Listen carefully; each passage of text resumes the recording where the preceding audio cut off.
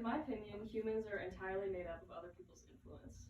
We all pick up little habits and pieces of other people that impact our lives. When I was in second grade, I liked the way that my math teacher wrote her fours, and to this day, I still write my fours the same way.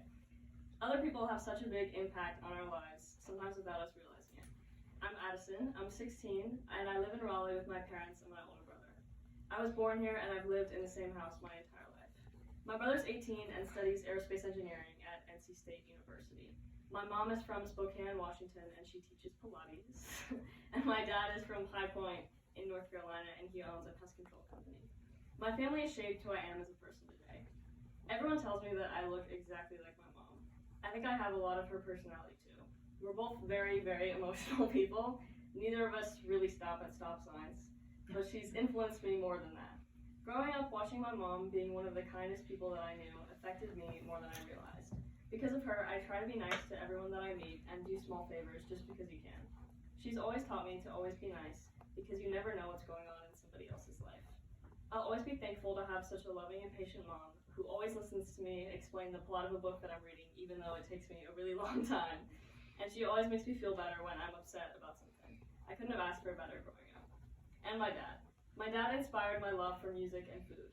One of my favorite memories with him was a couple years ago. My mom and my brother were out of town, and me and my dad sat on the couch and took turns picking music videos on YouTube for each other to watch. Whenever we go on a drive, he always has a new artist that he pulls up that he wants me to listen to. Me and my dad also share a love for food. When the rest of my family is gone, we always find a new recipe and cook something together.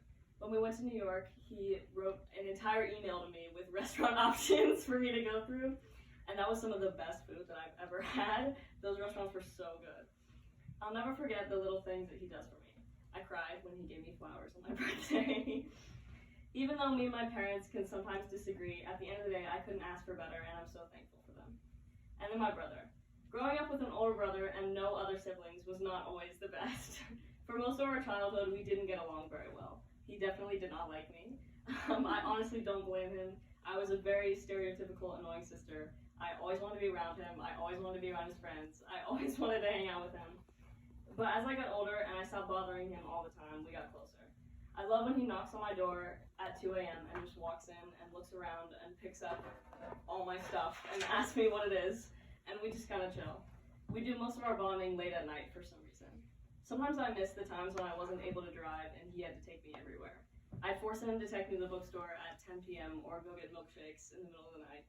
Whenever he said no, I would just stand in the corner of his room and say please over and over again until he got distracted and couldn't focus on what he was doing.